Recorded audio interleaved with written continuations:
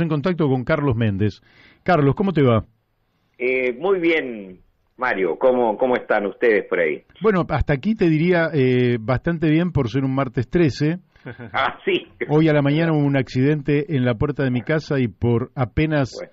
te diría por 3 o 4 centímetros, mi coche no estalló en pedazos porque se salió el tráiler de un coche, un tráiler grande que subió a la vereda, hizo una catástrofe y paró a 5 centímetros de mi coche, chocando contra otras cosas, rompiendo vidrieras, rompiendo puertas, haciendo un verdadero desastre.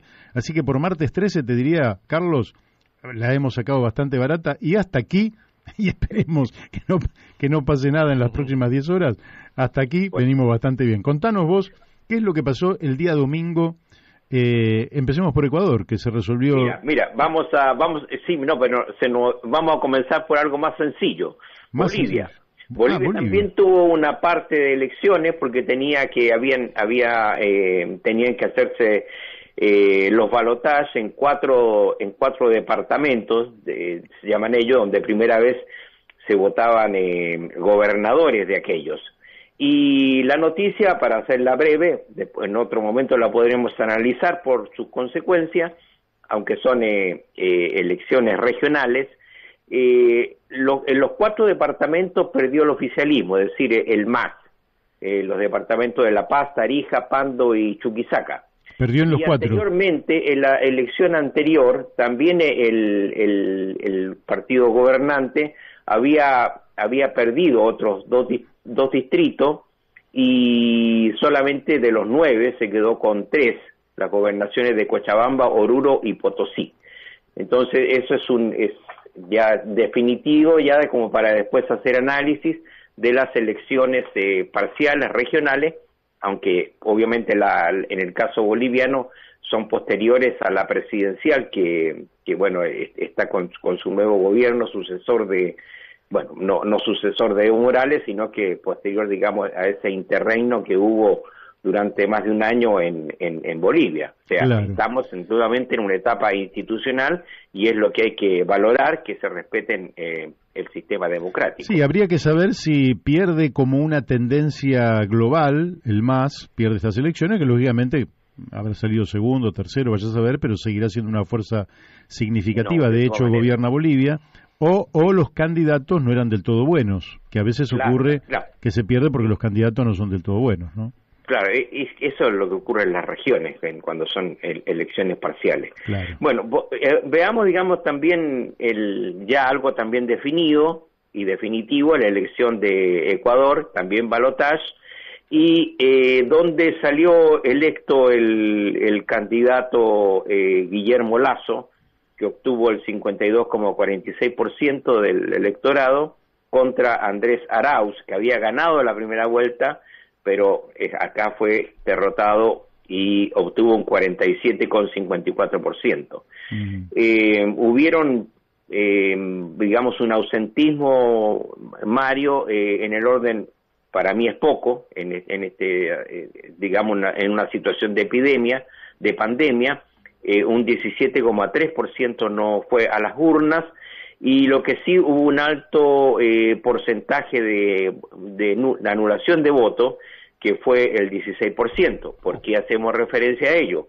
Porque Yacu Pérez, el tercer candidato en cuestión, que pensaba dirimirse en este balotaje, no lo logró, y él, o su candidatura, sus agrupaciones indígenas y proindígenas, llamaron a anular el voto. Bueno, no obstante, ya también tenemos una situación institucionalizada en el Ecuador. Quiero destacar la actitud del candidato derrotado, Andrés Arauz. Es un candidato joven, se dice, digamos, del correísmo. Yo lo relativizo un poco porque las consecuencias después, digamos, se van viendo cómo la gente los delfines logran liberarse de sus progenitores, Y él tuvo una actitud digna en cuanto a su derrota, que la reconoció al poco tiempo, aún se estaban realizando los escrutinios, y llamó, digamos, a apoyar al gobernante, y heroicamente o hidalgamente planteó, digamos, que esta había sido una derrota táctica y no estratégica. Casi textualmente dijo, fue una derrota electoral pero no política. Y llamó también a la defensa de los derechos humanos, colocando como esa línea en cuanto a colaborar desde la oposición, por supuesto, donde en la Asamblea Legislativa, nacional, que es el Poder Legislativo, su sector obtuvo 49 diputados de 130, y el sector indígena o proindígena un 27 diputados, y el candidato triunfante Lasso 30 diputados, es decir, no tiene mayoría en el sector legislativo, y va a ser necesario para gobernar tener la cooperación con la oposición. Entonces creo que la actitud de Arauz, que promete en el sentido de que es un candidato joven, creo yo que se va a ir liberando de sus antecesores, y tiene un gran auge. Además, porque no es un detalle, Arauz pertenece a una internacional progresista, donde también hay políticos norteamericanos, y también sí, Bernie Sanders, por ejemplo. Sí, exactamente, y otros Argentina, más, canadienses, noruegos, etcétera. Entonces, tiene, digamos, su propio respaldo.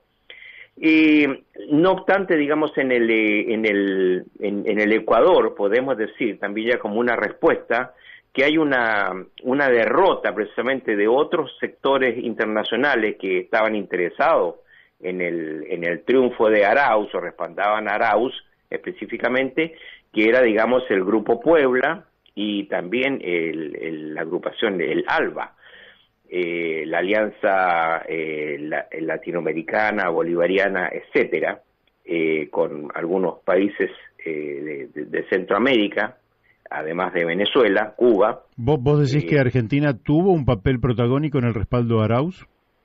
Sí, fotos de todas maneras. Hubieron fotografías de Arauz con la vicepresidenta.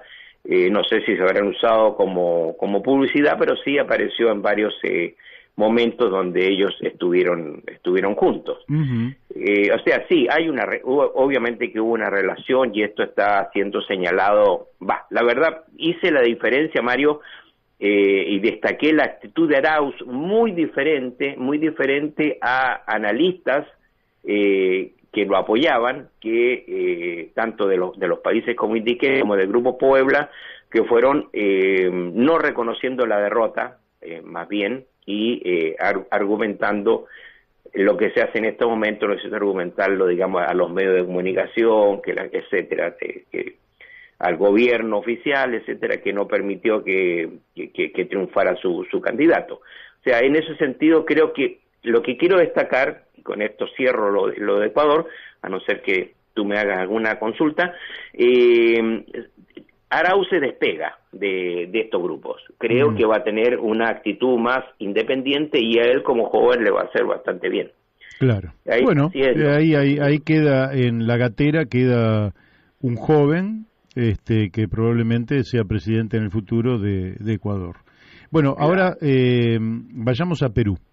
Sí, mira, Guillermo Lasso va a asumir el 24 de mayo, ya eso ya está determinado. Ahora, en el Perú, acá hubo la sorpresa. Bueno, nosotros ¿te acuerdas que había una ensalada de encuestas de todos los que se señalaba como superando el 10%, y que realmente lo superó fue Keiko Fujimori, que logró, aún no termina el recuento final, pero está en el orden del 13,34%.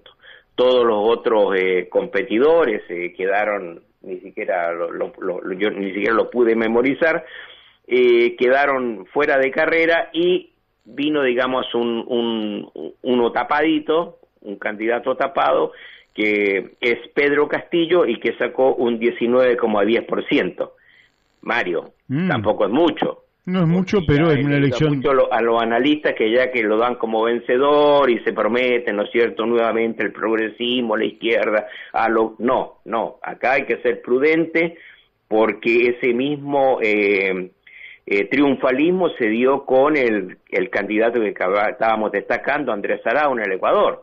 Sí, sí. Y también recuerdo de que se pensaba que hubieron analistas que destacaban, y ahora han guardado absoluto silencio, destacaban a Yacu Pérez como el contendor, digamos, en un balotaje con Arauz.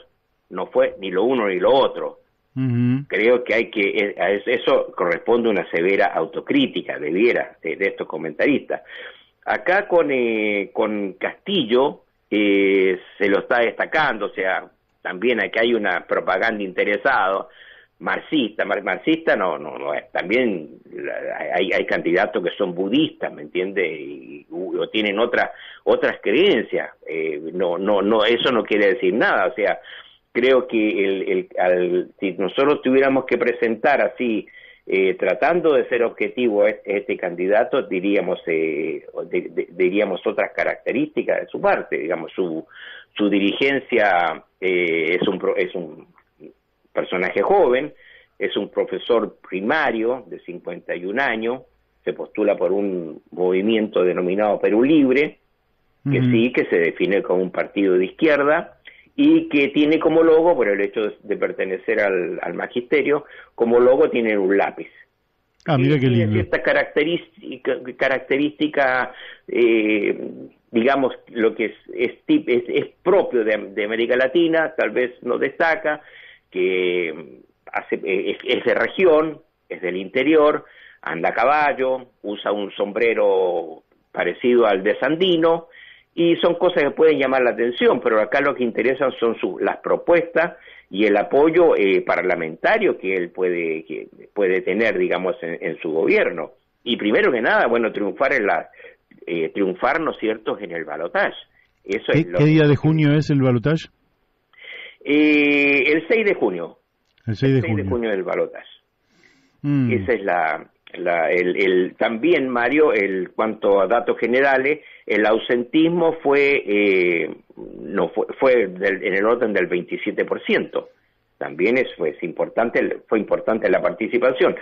Destaquemos que tanto en el Ecuador como en el Perú el voto es obligatorio, no como en Chile, que es, bueno, acá también en Argentina es obligatorio. Es obligatorio. Pero este 27% de ausentismo, más que abstención, también son los porcentajes que se dan acá en Argentina. Sí, claro, siempre es el 72, el 75, hubo alguna vez que pasó el 80, a veces bajó del 70, pero más o menos está en ese orden. Vayamos, en los últimos minutitos que nos quedan, vayamos a Chile, completando justamente un informe muy bueno de tu parte respecto de la región del sur andino. Claro, bueno, para cerrar esto, Mario, hay que ver, digamos, los apoyos que pueden tener, es lo que se está dando en este momento, los apoyos que puede obtener. Ya se ha declarado un apoyo de la candidata Verónica Mendoza, también de ecologista, de izquierda, etcétera, que obtuvo casi un 8%, es eso lo que hay que ir sumando, pero vamos a ver las próximas semanas antagonismo, una polarización de ambos candidatos, por derecha y por izquierda, la Fujimori por un lado y Castillo por el otro. Y en el caso chileno, Mario, ya están suspendidas las elecciones, ¿no es cierto?, que estaban proclamadas para este pasado domingo 11, sí. Están proclamadas, digamos, para el mes de mayo. La definición, o sea, si bien esto se aprobó,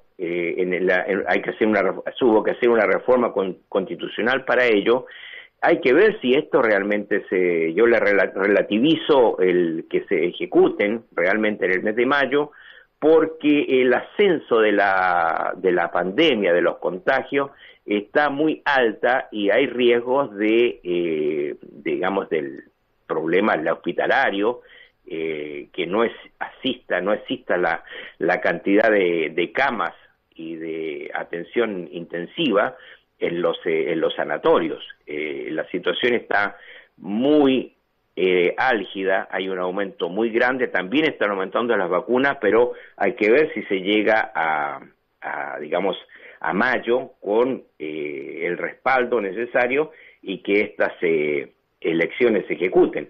Como está digamos, el tema constitucional en boga, es muy importante la participación. Siento que en Chile la elección no es obligatoria, entonces una nueva constitución debe tener una participación masiva, sobre el 50%. Escúchame, decinos un par de palabras sobre el tema de las vacunas chinas, que ha habido aquí una confusión por parte de Jorge Lanata y de Cristina Pérez, que han confundido las vacunas Sinopharm que vinieron a la Argentina con las vacunas que fueron a Chile, que tienen un origen en otro laboratorio. ¿Por qué no nos contás cómo está la vacunación? ¿Qué se dice respecto de la inmunidad que se logra con la primera dosis y de la inmunidad que se logra con la segunda dosis? Ya, mira, a diferencia de la estrategia del Ministerio de Salud, digamos, de Chile, y que está siendo en gran parte respaldado por el Colegio Médico y otros gremios de la salud, es, digamos, ser muy álgido y muy completo en relación a las vacunas.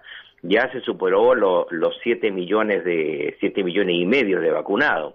Claro. Y hay una cantidad como alrededor de 5 millones que ya tuvieron la segunda dosis. No hay críticas, digamos, en particular a algún tipo de vacuna, y cualquier situación que nosotros hemos escuchado acá a través de los medios de comunicación acá en Argentina, han sido desmentidos esos escaso porcentaje de inmunidad que se otorgan a algún tipo de vacuna. O sea, se consideran todos los tipos de vacunas en circulación como importantes y necesarios, y si es necesario recurrir a una tercera dosis en el caso de que no sea completa la inmunidad que se haya logrado con las vacunas en circulación en Chile. Perfecto. Carlos, te mandamos un fuerte abrazo. Hasta aquí hemos llegado porque el horario nos apremia. Tenemos que entregar... Hasta pronto. Hasta la próxima. Hemos hablado con Carlos Méndez.